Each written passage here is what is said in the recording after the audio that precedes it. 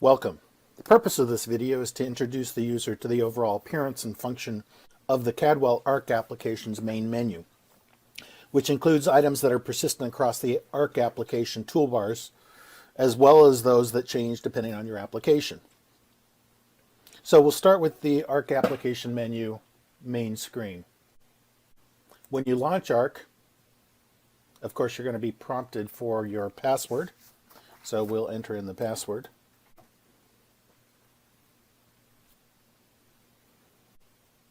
And the next thing you will see will depend on how you last used ARC.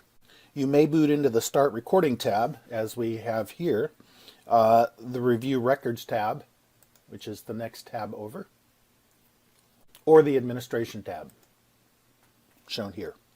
Now we'll touch on those in a little bit more detail later. Regardless of the tab that's showing, across the title bar on the left, you'll see the ARC application title.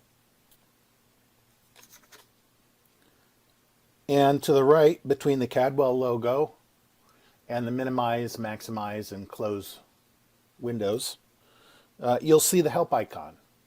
So the help icon is underneath the question mark, and beneath that you'll find selections for help, remote assistance, feature request, save system information, and the about menus. Under help, you're going to find the ARC Operator's Manual, which is your online operator's manual for the operation of the system.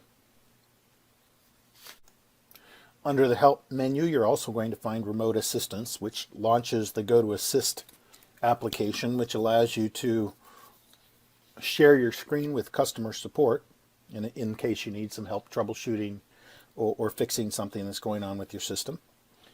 Beneath that is the feature request. This launches a window that allows you to request specific features to improve the ARC software. For instance, if you say, gee, I wish ARC would do this instead of that, you can request that online here. Save system information, the next option down, is useful for capturing specific information about how your system is running. In the event that you run into some problem with your system and you don't know why it happened, Save System will help customer support to troubleshoot it with you.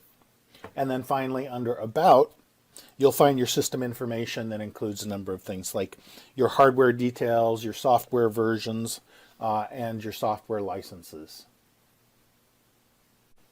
Beneath the Minimize, Maximize, and Close Windows buttons, you'll find the user that is currently logged in.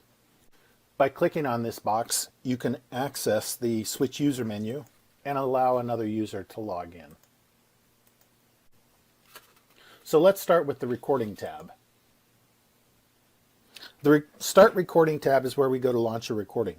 By clicking on one of the study types below, these are the large squares down in the middle of the screen, we can launch a study with specific recording parameters. We'll talk more about that later. But across the top of the tab, on the right, we can also choose to append to the last recording. We can append to a different study if we just want to add to the existing studies.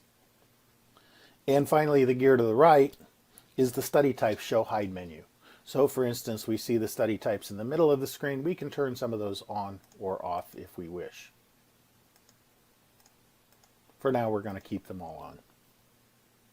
The Review Records tab shows our entire list of patients who have been recorded in the main part of the screen. To the right of that is the Available Records, where we can filter the review list by looking at only My Records,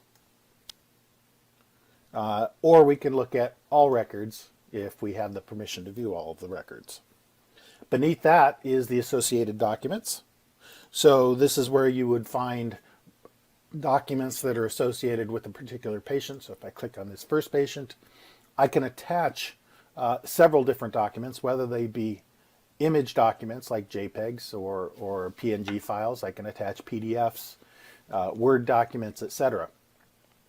And I can come here and I can view these if I click on these, or I can, let's say that one didn't belong here, so I'm going to delete it. Yes. The review list can be sorted by clicking on any fields at the top of the list. So if I click on last name, it's going to sort the list by last name. If I click on facility, it's going to sort these by facility. The review list can also be filtered by different fields as well. If I'm looking for a specific patient to review, I can come over to the filter and I can type in that patient's name, and here I have the patient. If on the other hand I'm just looking for all of my patients that I have to read today, I can click on my records to narrow down that list, and then I can select just those that are ready to be read. Let me unselect those and ready to read. And now that narrows down the list considerably.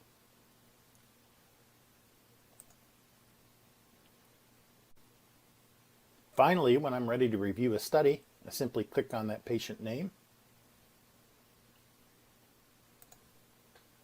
And I can either double click on the patient name, or I can just click once to highlight and then select open the selected record. We'll talk more about that later on as we talk about reviewing the records.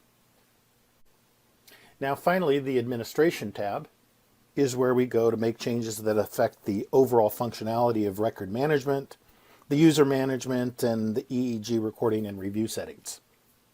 So, for example, administrative settings, the first category, administrative settings, include record management, where we might choose to archive, export, delete, or import records. Report templates allow us to go into each different report type, create new ones, modify the existing ones, etc. And then there's a number of different things where we can manage our users. For instance, we create our users under users. We may assign them to groups. We may assign them to facilities. And as well, we may assign them different user roles. So the administrator has the option to assign each different user role specific permissions under the administrative category under administration. There's a number of other things, the patient list, the record access, the passwords, etc., and preserve and restore system settings. Then beneath that, we have the EEG settings. And these affect how you record or review studies, including which user events are going to be available during a recording, which montages are available during recording a review, the photic or hyperventilation settings that are available through recording, diagnoses, procedures, medications, referring physicians, all this information that is available as lists pre-populated for the patient information, and others that affect the appearance or functionality of screen displays, windows, amplifiers, cameras, etc. Now, many of these recordings can be changed within the recording and review menus, and many of them can be saved for individual users. But we'll talk more about that later. So in summary, in this section, we covered items on the ARC main menu, some of which are persistent across screens, like the help menu and the user login. And then we touched on each of the user tabs, the Start Recording tab, the Review Records tab, and the Administration tab, and the functions of each. Now in subsequent videos, we'll dig into each of these topics in a little bit greater detail.